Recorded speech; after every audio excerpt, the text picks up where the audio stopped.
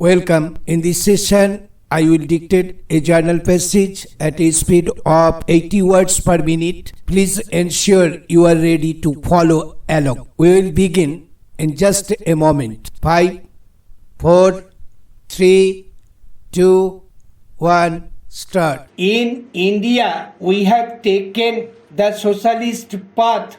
Our socialism does not envisage choking of private initiative.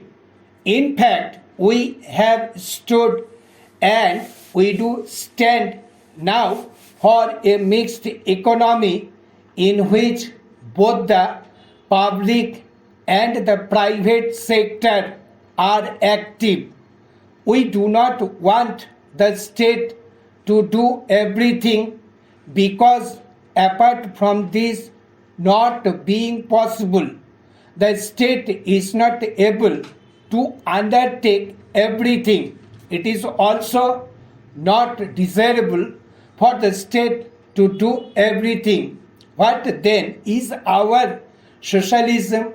It means that the state takes upon itself the responsibility for wiping out poverty, for initiating steps which will increase production, for modernizing our economy by establishing key modern industries, for enforcing social purpose in all economic activities, for reducing disparities and setting right the historic inequalities between different classes and different regions, and in particular for checking and preventing the growth of monopoly.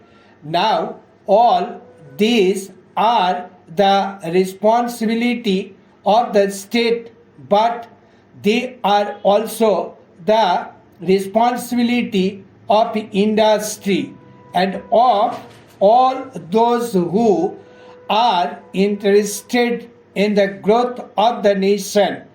As I said just a short while ago at another meeting in this city, that whatever steps we are taking now or whatever steps we may take are all not with a view to trying to fit into a particular policy or a particular ideology.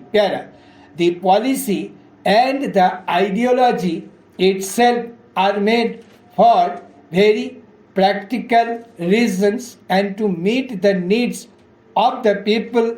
It is when social disparities increase that we have social tensions. It is when there is social tension that problems of law and order and instability and insecurity arise. So these problems of inequalities, of disparities, of meeting the rising expectations of the people are all too very much a part of the industrial scene, and unless we can deal with them, we cannot even advance industrially. This task, which is so enormous, cannot be accomplished unless everyone, every section does play its part. Where we have the problem of educated unemployment.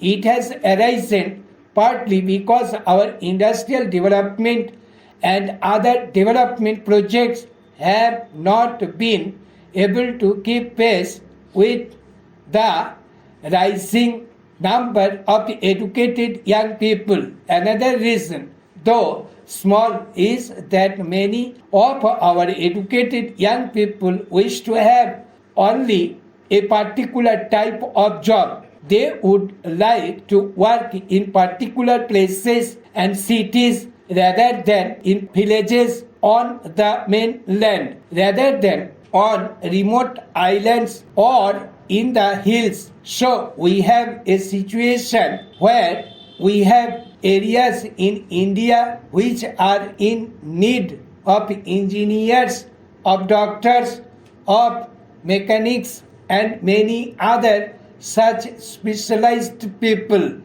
This lead to new problem of unemployment in the country. Stop. Thank you.